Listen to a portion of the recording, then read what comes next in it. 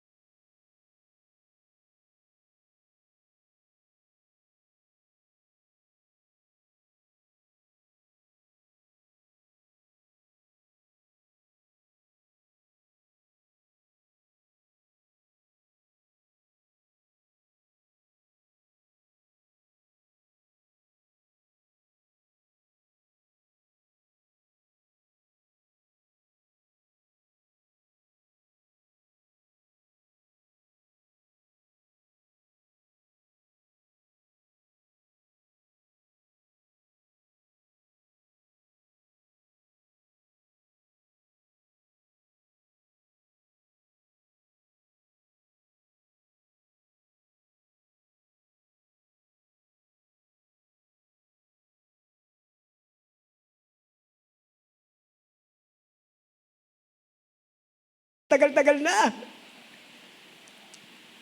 Minsan, ganun yung mga magulang. Eh. Hindi ko po nilalahat ha. Baka mamaya may kumausap sa akin doon. Alam mo, brother dyan, ikaw... Ano ba po? Plans may fail. Yung mga plano natin, minsan, hindi natutupad. One example, di ba? Uy, may outing tayo. Nasa GC pa, di ba? Tara, mag-outing tayo. Punta tayo dito. Ganito yung ito yung itinerary natin. Ito yung mga babayaran. Tapos dahan-dahan mga nag-left the group kasi hindi na pala natutuloy. Mas natutuloy pa daw yung mga biglaan eh. Di ba yung, di ba nakasay sa kotse? Uy, tara, punta tayo ng Tagaytay. No, Drew? Silvesky. Bigla kami napunta ng Tagaytay. Walang kaabog-abog eh.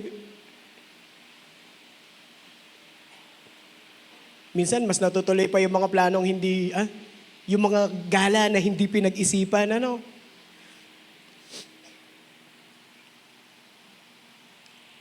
Yung pong babasahin natin ay nasa 1 Corinthians. Bigyan po natin yung background yung Corinthians na to. Itong Corinthians na to, meron sa kanila, sobrang gulo nila. Ang gulo-gulo nila. Awayan dito, awayan doon, bangayan dito, bangayan doon. Nagsasabihan ng kung sino yung mas tama. Ako kay Apolos, sabi nung isa. Ako kay Cephas. Ako kay Paul. Buti hindi nila hinati yung church, no? Hinati nila. Dito kami, paksyon-paksyon. Hindi ganun. Ang gulo ng Corinthians. Merong division. Merong sin. Merong pride. Wala po dito nun. Amen po ba? Wala po dito nun. I rebuke them in the name of Jesus. Walang division, walang sin, walang pride sa Win Kalamba.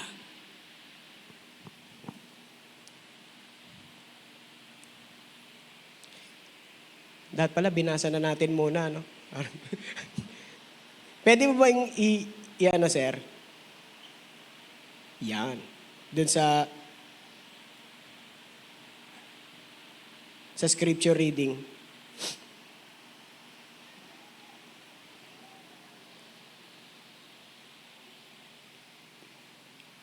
First Corinthians 1, chapter 1, verse 8 to 9.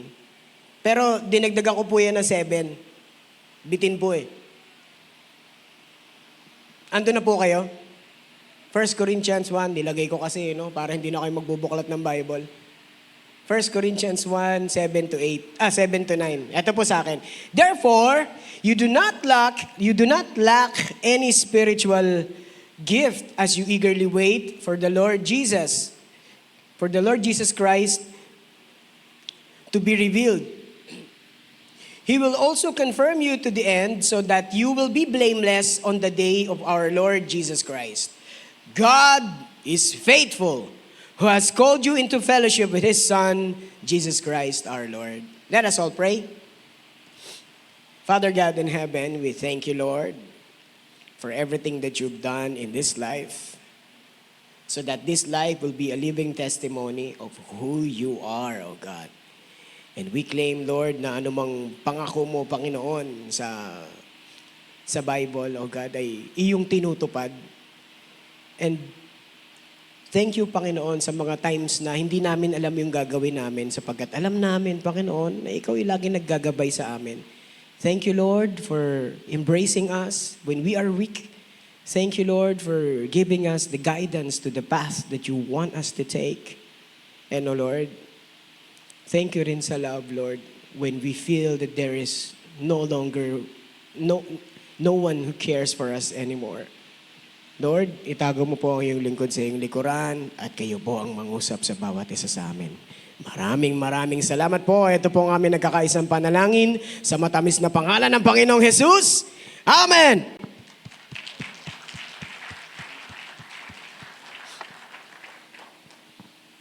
Ang gulo ng Corinthians.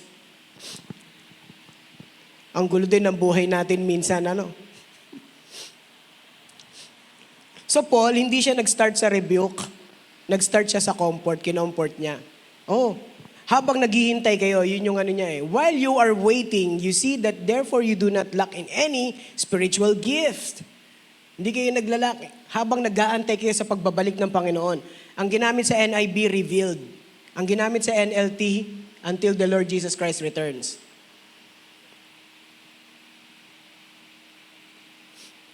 So habang naghihintay kayo, binigyan kayo ng gift ng Lord. Para saan? Matthew 28 verses 19 to 20. Para dun sa Great Commission. Para dun sa outreach. Para dun sa pag-share natin. Para dun sa mga buhay na matatouch through this life.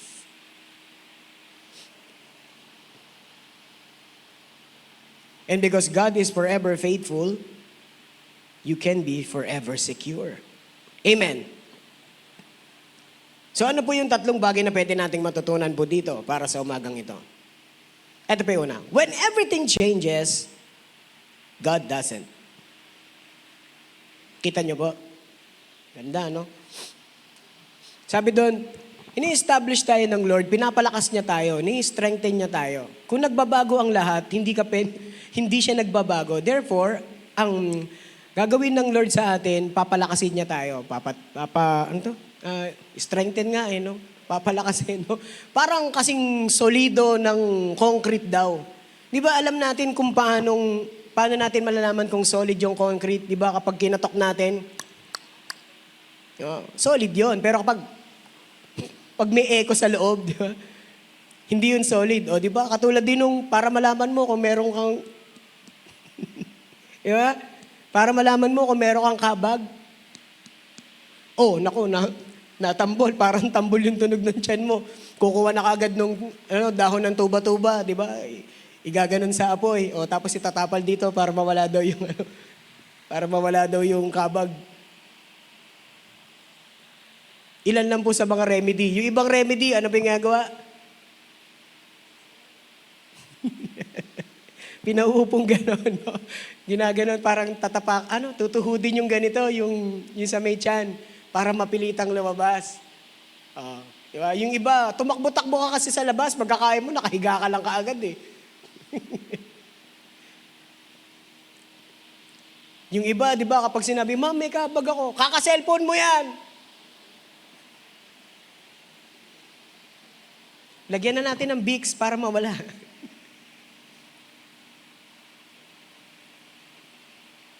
But ang Lord, ang gagawin niya, He will strengthen us. So that while we were waiting for Him, madapa ka man, makakatayo ka pa rin. Amen po ba? Marami mang humabol sa'yo, magiging matigas yung tuhod mo sa pagtakbo.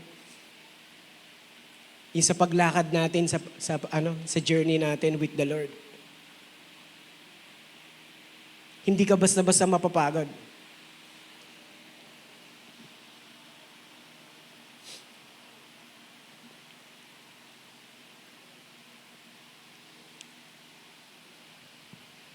At yung pag-strengthen ng Lord sa atin, hindi lang siya one time, big time na nangyayari.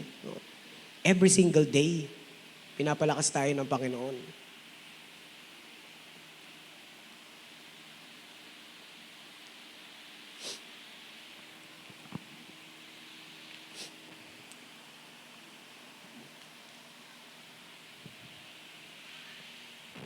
Parang sinabi yata sa akin to ng kapatid ko, kung maalala ko yung sinabi ko kagabi, yung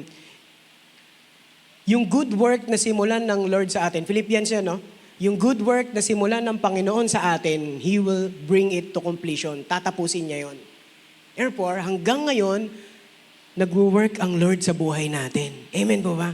Nagwo-work ang Lord sa buhay natin. And every time na pipili tayo, lagi nating maalala yon. Teka lang, ito ba ay para sa Panginoon? Matutuwa ba ang Lord kapag ginawa ko to? Baka hindi. Baka sumablay na naman ako.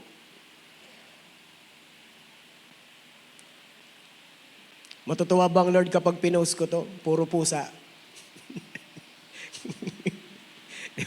Napapashare tuloy ako nun. Matutuwa ba ang Lord kapag shinare ko tong memes na to?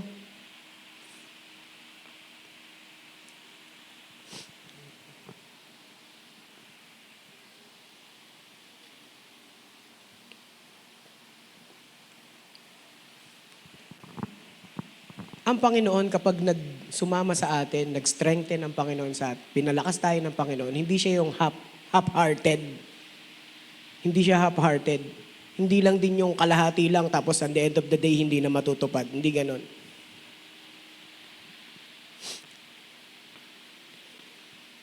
One thing na natutunan ko mula sa Panginoon nung sabihin ko bang nasacrifice ko to? Nung nasacrifice ko yung aking kaliwang mata, ulitin ko lang po for the record, ito pong kabilang mata ay, ano na po, wala nang light na nagsashine.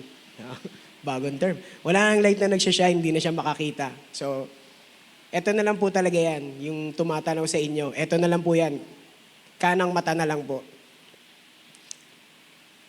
Ang isa sa mga pinagpapasalamat ko sa Lord, ni minsan, hindi ako nakaramdam na mag-quit na dahil dito.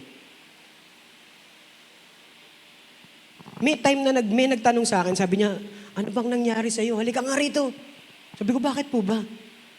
Ano ba nangyari sa mata mo? Ay, nabulag. Oo, kawawa ka naman, sabi ng ganun sa akin. Oo nga, kawawa nga ako.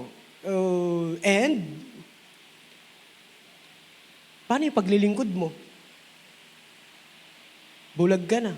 Paano yung paglilingkod mo? In my rejoicing at that time, sa engaging worship nangyari yun, sabi ko sa kanya, tutuloy pa rin ako. Bakit? Anong problema doon sa mata?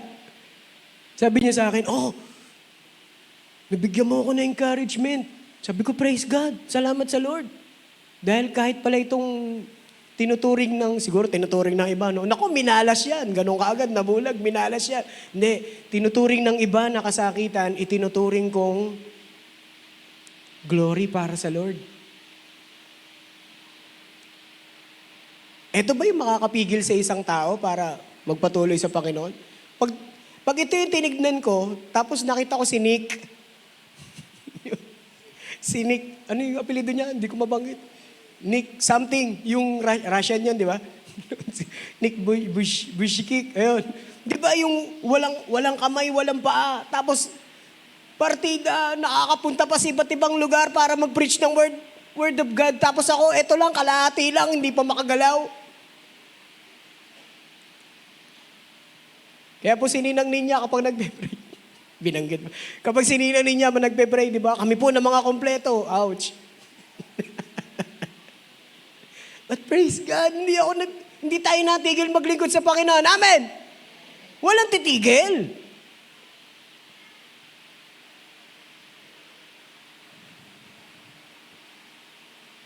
Kung ganun po, sino ang sasama sa amin ngayong Friday at Saturday?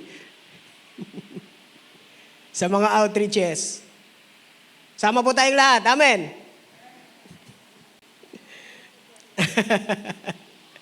Midnight to prayer pala ng Friday. Oh, hindi. Tapos na. Itong last Friday na yun. Nakaraang Friday po. Hindi nagbago ang Panginoon. Yung pangako ba nyo noon, nabago ba ngayon? Hindi naman, di po ba? Ang sabi ng 1 Corinthians 1:20, 2 Corinthians 1:20, sabi doon, all of the promises of God are yes and amen in Christ Jesus. Hindi nagbago ang Diyos.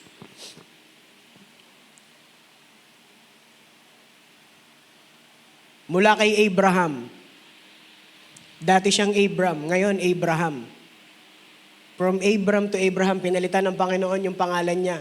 Kasi merong significance. From just a father to father of nations. Many nations.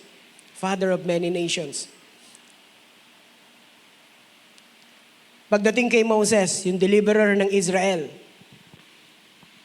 Ano kaya halfway, halfway, hindi na tinuloy ni Moses.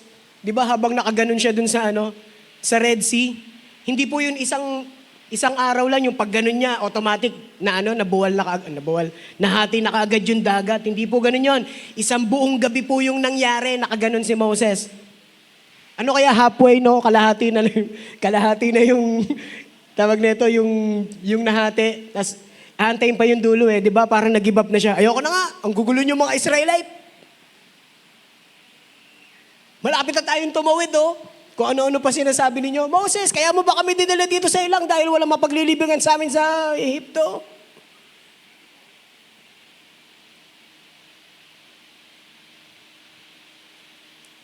Ano kaya nung habang nakikipagdigma sila? Ganun yung ginawa ni Moses. Naku, kung kukulit nyo, bahala na nga kayo. Humanap kayo ng mga leader na sasama sa inyo. Hindi. But praise God, ang Diyos ay faithful pa rin. Amen? Sino pa po? Kay David, the man after God's own heart. Nainiwala po ako na sa dinami-dami ng pinagdaanan ni David, maraming beses na siguro siyang pwede niya na isuko yung labanan, no? Ayoko na. Suko na ako kay Saul. Hindi ako tinitigilan kung saan ako magpunta, nandun din siya. May mga namatay pa dahil dun sa pagtatago niya.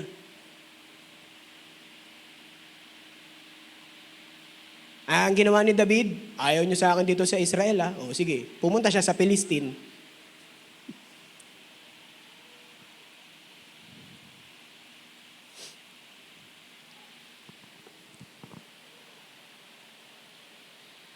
Who else? Yung last po, Esther. May mga times na ayoko pong gamitin yung name niya na Esther. Kasi yan po ay pagan name, Ishtar. Ishtar po yan. Ang tunay na pangalan ni Esther ay, wala po nakakalam? Hadassah. Si Lebelsky. Hadassah ang tunay niyang pangalan. Napakaganda ng meaning ng name na yun. Pag si brother dyan po ay nakakausap ng isang tao at bagong kilala, tapos medyo na-pick yung interest ko dun sa name niya, tinatanong ko siya, natanong mo na ba yung nanay mo, bakit ganyan yung pinangalan sa'yo? Natanong mo na ba yung nanay mo, bakit yan ang pinangalan sa'yo? Ang baba po kay brother dyan, John Paul. Kasi po noong 1982, dumating dito si Pope John Paul II. Tapos out of nowhere, 1986, lumabas ako, sabi ng tatay ko, sige, John Paul na lang pangalanan.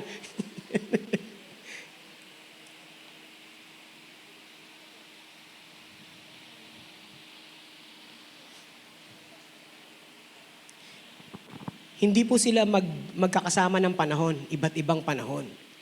Pero ang Diyos, nagpakita ng faithfulness niya dyan sa apat na tao na yan. Ilan lamang po yan sa mga example na nagpapakita kung gaano katapat ang Panginoon.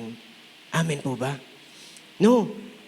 Kung tapat ang Panginoon dun sa apat na yon at sa marami pang tao, sa'yo din, faithful ang Panginoon. Amen po?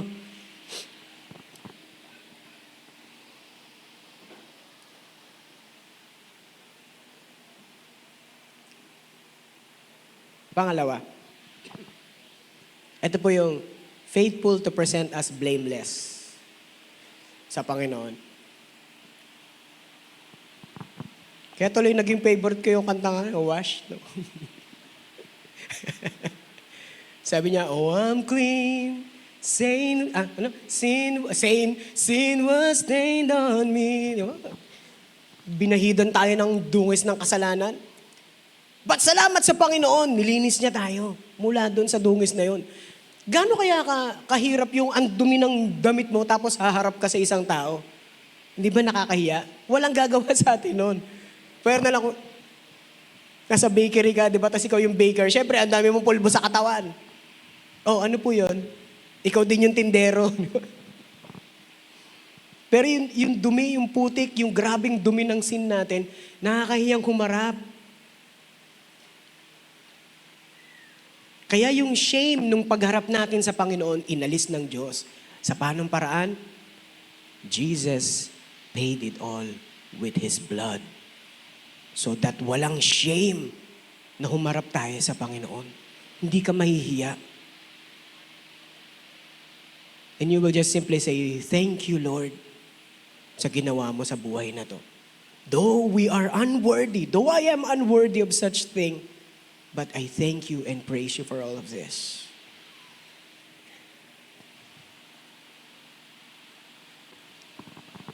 We were stained by sin, and our soul is filthy with all kinds of inconceivable thoughts and desires. What daw? To rebel against God. Kung hindi tayo nilinis ng Panginoon, ang ating isipan ay laging nag-iisip ng hindi maganda. Agree po ba kayo doon? Kaya ang utak natin, ang isipan natin, dapat kailangan nung nire-renew every day. Continuously renewed every day. Ayon sa Romans chapter 12, verse 1 and 2.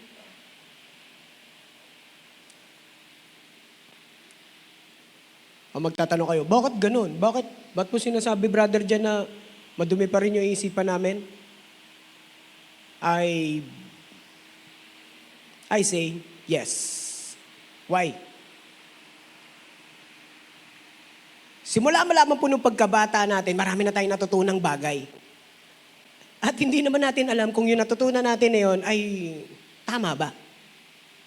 So imagine niyo po, habang tayo ay lumalaki, tayo din ay nagbi-build ng bahay. Amen po ba? So na-imagine niyo, habang tayo ay lumalaki, yung mga natututunan natin, sila yung mga bricks by bricks, wall per wall ng buhay natin. Hanggang makabuo ng bahay, pag buo na yung bahay, buo na yung katauhan mo.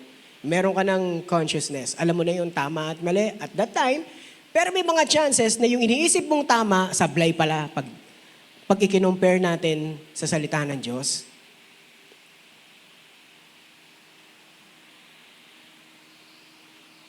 So anong ginagawa ng Panginoon? Nung makilala natin ang Panginoong Jesus, the renovation starts.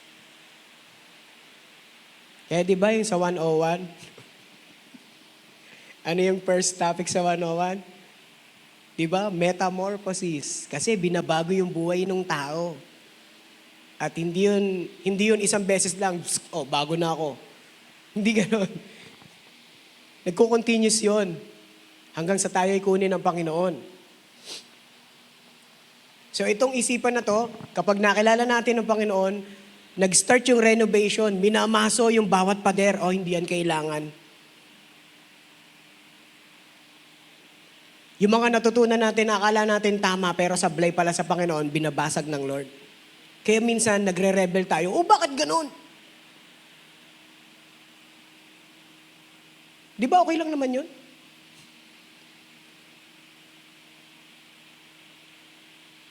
Di ba okay lang naman yung magsabi, tabi-tabi po? Ba't mo nire-recognize yun?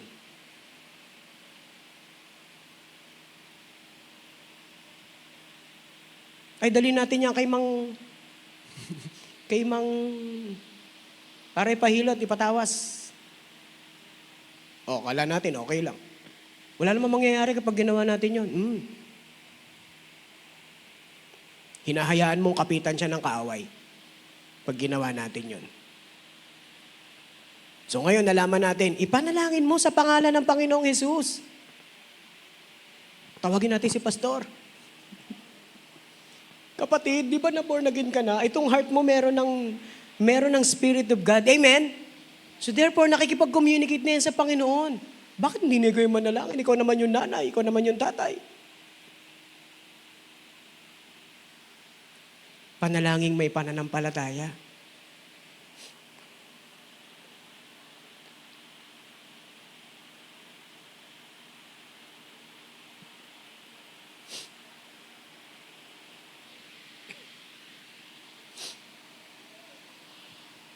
When we come to God, we are not guilty of sins.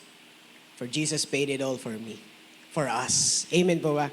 Binayaran na ng Panginoon para sa atin. Therefore, yung penalty ng sin na hindi natin kayang bayaran ay binayaran ng Diyos. So, ibig mo sabihin, Brother John, kahit yung mga tama akong gawa, kahit yung mga kawang gawa, tamang gawa, kawang gawa, no? Hindi sapat yon para bayaran ko yung mga kasalanan ko? Yes. Sorry. Ano ba yung one character ng Panginoon? Di ba siya ay divine? So yung gagawin natin, kahit gaano pa katama yan, kahit gaano pa ka okay, gaano Basta gaano katama man yan, sa harapan ng Panginoon, dahil galing sa maruming kamay, yung hinawakan natin ay marumi pa rin. Anong hinihingi ng Panginoon na sacrifice? Ang hinihingi niya, yung blameless. Yung mga tupa noon na isinasacrifice, kailangan 1-year-old at itinabi siya. Itinabi siya. So, tawag nito, inalagaan siya ng mabuti. Wala siyang poknat, di ba? Yung sa mga balahibo, hindi siya pilay, walang galis, hindi bulag, hindi pingas yung mata. Blameless, dapat ganun. O itatanong nyo, bakit yung pagdadasal ko everyday? Hindi ba sapat yun? Kung hindi mo pa tinanggap ang Panginoong Yesus, yes. I'm sorry to say. Kung wala si Jesus sa buhay mo, sorry. Sorry. Ang hinihingi ng Lord na sacrifice ay, yung ultimate sacrifice, dapat blameless, sinless, walang bahid ng dungis. That's why Jesus Christ came to this world para bayaran lahat ng kasalanan. So that the penalty of sin hindi na ibalik sa atin.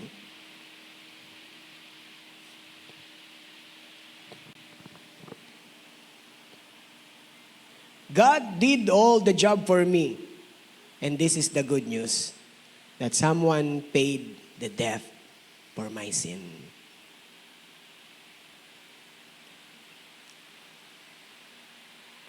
Ano daw po yung, pag tinatanong ako, ano na yung, Kuya Jan, ano na yung pinakamasarap na pagkaing natikman mo? Ito yung sagot ko, yung libre. Pag libre, masarap yan, di ba? Talagang, sarap ng ice cream na to.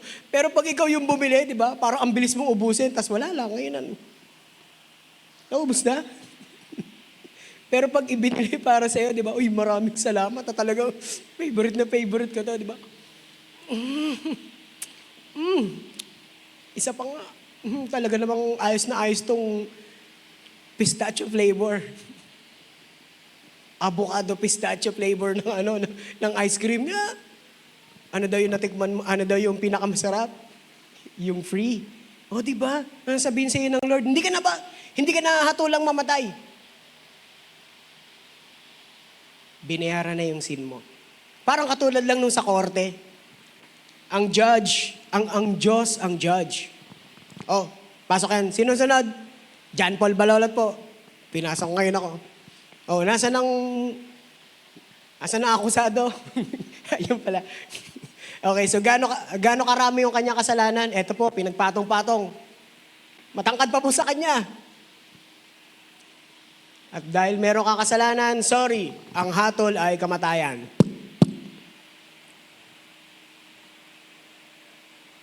And here comes Jesus Christ. Wait, I died for that man. I died for that man. I died for that woman. Ganun ba? Then your sins are paid. In the name of Jesus. Amen. Amen. Hallelujah.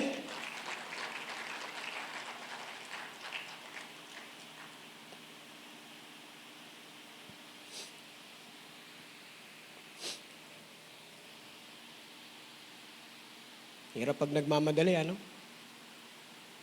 Faithfulness through the ages. Naalala niyo si Noah? Siyempre, hindi sila man makakalala kay Noah. Paborito natin po yan, yung gumawa ng barko, tapos pinapasok lahat ng Hudyo. Hindi, pinapasok lahat ng hayop. 8 lang yung tao na yon. Tinitignan ko lang po, baka hindi niya na maalala si Noah. Tapos kapag tinanong ka, isa lang yung pintuan doon, symbolizing that's how we will be saved. Through one man, sa iisang daan lang. At hindi si Noah yung nagsarado sa kanya. Pag binasa niyo po yon, ang Diyos ang nagsarado sa kanya. Hindi si Noah yung nagpinid ng pinto, ang Diyos ang gumawa nun. Okay po? So yung Noahic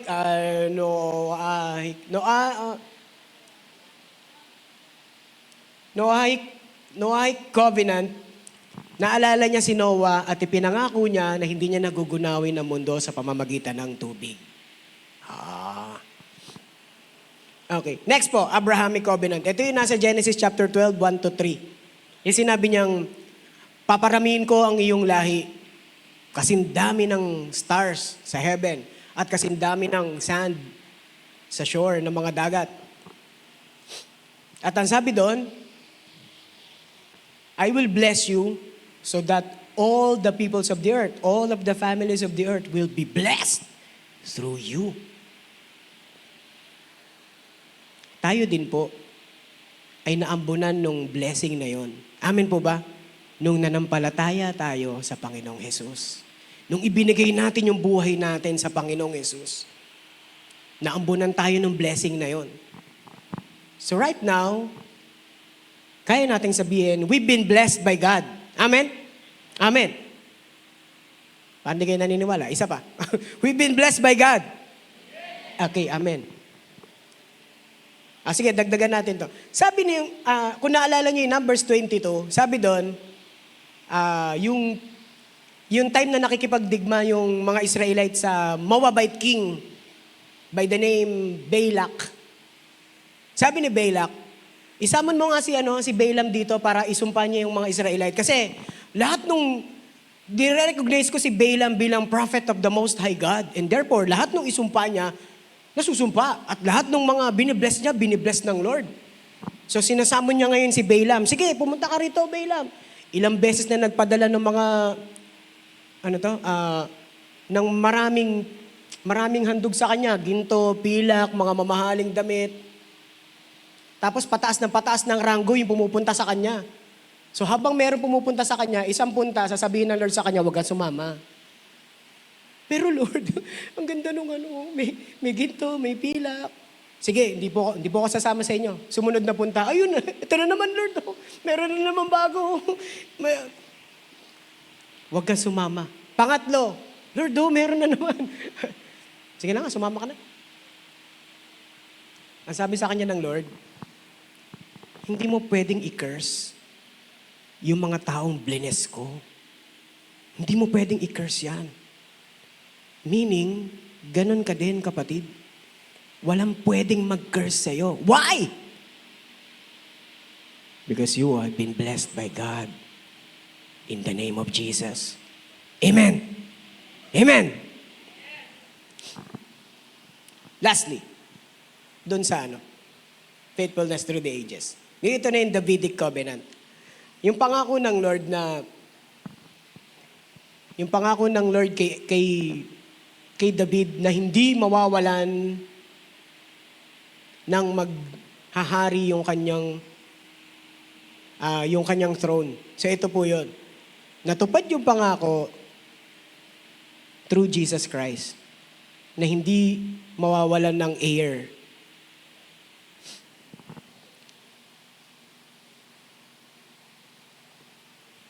Okay, last na po.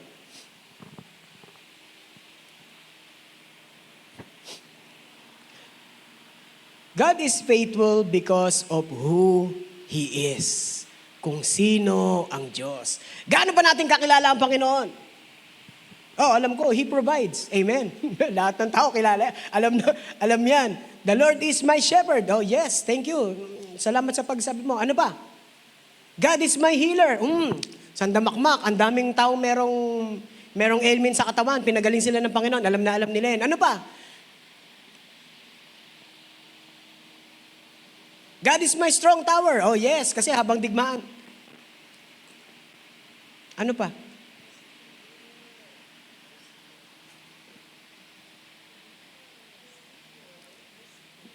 Amen. Nung si brother dyan po ay nasa Win Guadalupe pa noon, pinatin kami ni Pastor Aris dun sa Win Mandaluyong kasi meron silang yung praise and worship team nila, nagkakandak ng hindi ko alam kung anong tawag doon eh. Parang Sabihin na natin, parang worship conference, pero pang sa kanila lang. Tapos pina-attend lang kami doon. Tapos at the end nung isang parang conclusion ng isang teaching, sabi doon, sige mga kapatid, isigaw natin kung ano ang pagkakilala natin sa Panginoon. Iba, out of joy. No? Sumigaw ako ng, God is my healer. God is my provider. God is my shepherd. God. Tapos sila, ang tagal nilang nagsalita. Ako 3 lang yung nasabi ko. Nahiya ako. Sabi ko, Lord, ganun bakit, hindi ba kita kilala? Palagay ko. Baka kasi yung pagbabasa ko dati ng Bible na 2 hours, biglang naging 5 minutes na lang. Baka kasi yung pagpipray ko dati nang umabot ako ng almost 1 hour. Ngayon, 5 seconds na lang.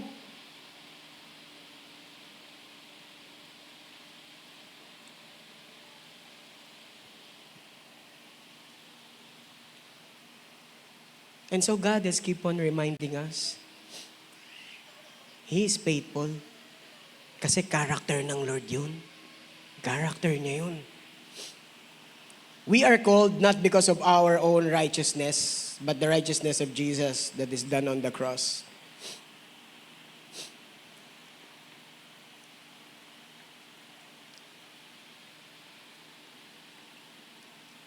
Lamentations 3:22 and 23. Ito yung paborito nung mga 80s. And then yung song. Anong song yun?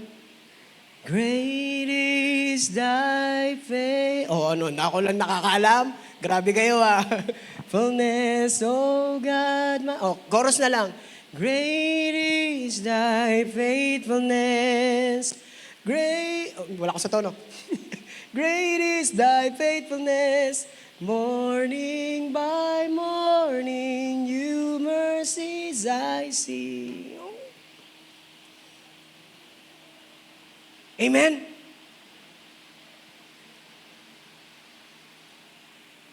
Faithful pa rin ang Lord. Sarap, no?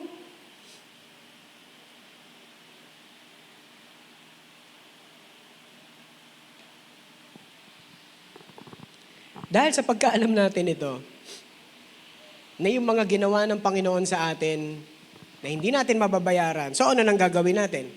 We stop doing things for our own. But instead, ginagawa natin yung isang bagay for other people.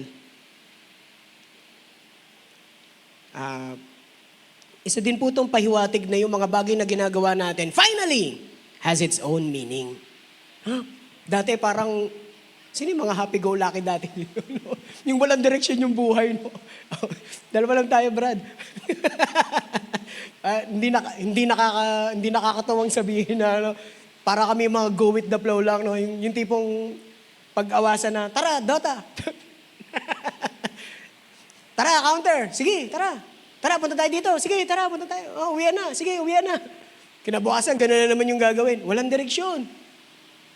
Pag may pera, kung saan napupunta.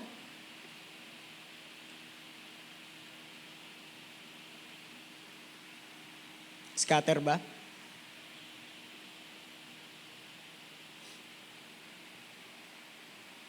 Sa weteng ba? Wala na pala weteng. Sa STL? Walang direksyon Baka tumama. Sa loto? Ay, may nahanap akong statistics. Share ko lang po sa inyo. Sabi doon statistics, hindi kaya ako maano nito? Hindi naman siguro, statistics po ito. Sabi doon sa stats na nakita ko, mas mataas pa daw yung chance ang tamaan ka ng kidlat ng 2 beses kaysa tumama ka sa loto. Natawa ako. Sabi ko, seryoso ka? Mas mataas yung chance na yun? Di ba nga yung tamaan ka ng kidlat, mahirap na? Hindi lang pala basta suntok sa buwan yung, yung pagtama mo doon. Suntok na sa universe, no? Hindi na alam kung saan pupunta. So we stop doing things for our own. But instead, ginagawa na natin ito para sa iba. So that they too will know who God is. And our God na pinaglilingkuran natin that we serve is a God who is faithful. Amen. Amen. So,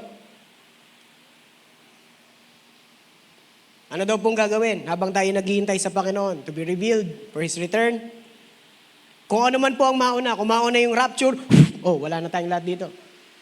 Or mauna tayong madeds.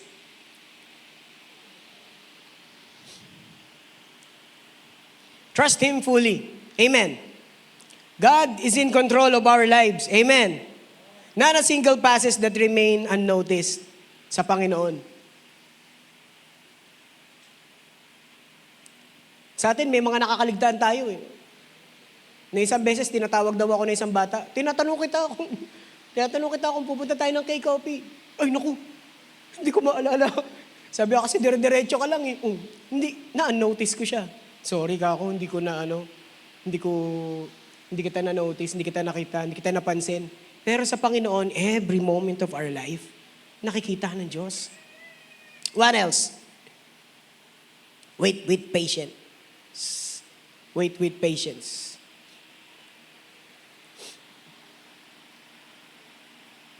Ano pa po? Give thanks always. Dito tayo. Sa lahat daw ng bagay, pagpasalamat natin sa Panginoon. Amen po ba? Amen. Narinig nyo na yung kwento na to nung nagkaroon ng civil war. Bago pa yung magkaroon ng civil war. Sabi doon, yung isang tatay, lagi niya sinasabi kapag merong nangyayari na hindi maganda, lagi niya sinasabi, whatever happens, whether it is good or bad, only God knows. So nung na-aksidente yung anak niya, napilay sa paa, sabi ng mga tao, ano nangyari sa anak mo?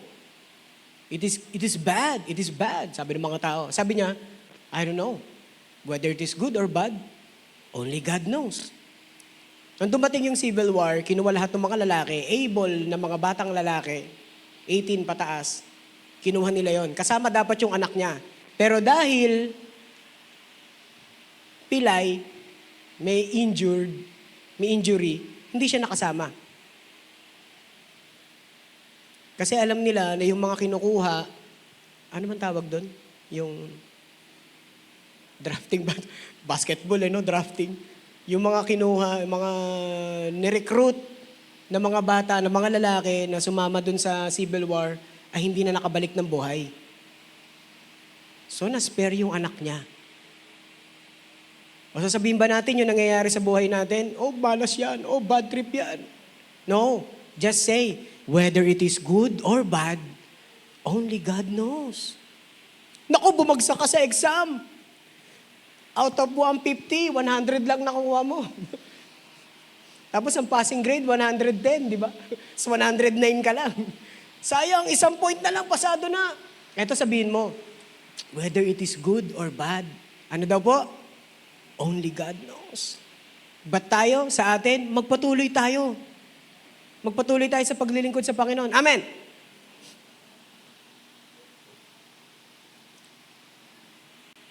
Sige po, conclusion na tayo. God is eternally faithful. Iniisip ko po dati, bakit kaya? Kasi character ng Lord yun. And besides, isa pang character ng Lord, He eternally exists. Therefore, yung character niya ng pagiging faithful will be eternally din. So God is forever faithful sa atin. He keeps us strong, He keeps us blameless, and He called us for who He is. Sige, application na bro.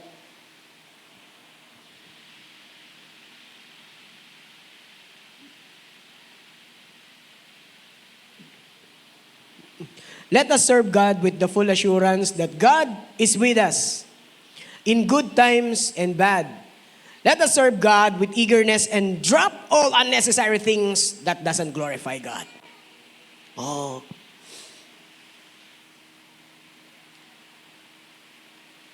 Alam nyo, nagcha-challenge po ako kanina dun sa sa sinabi dun sa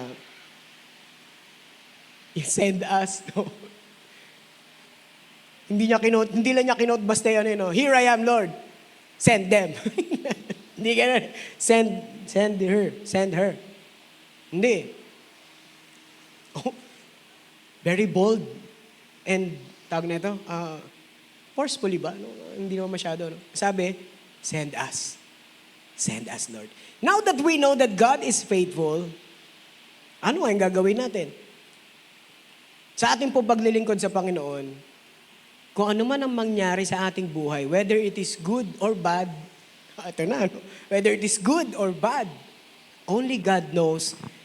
But the man of God, the servant of God, will continue to serve Him faithfully. Amen. Amen. Amen. Amen. So sino na ulit sasama po? Taas sa kamay.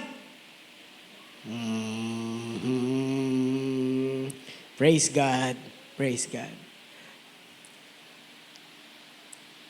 Sabi nung isang missionary po na nakausap ko, sabi ko kasi, paano nyo ba nakikita yung mga ginagawa ng Lord sa buhay nyo? Sabi niya sa akin, sa missions. Hindi ako nakasagot. Kasi parang, nung time na yun, parang bagong-bago pa lang ako. Tas, talaga?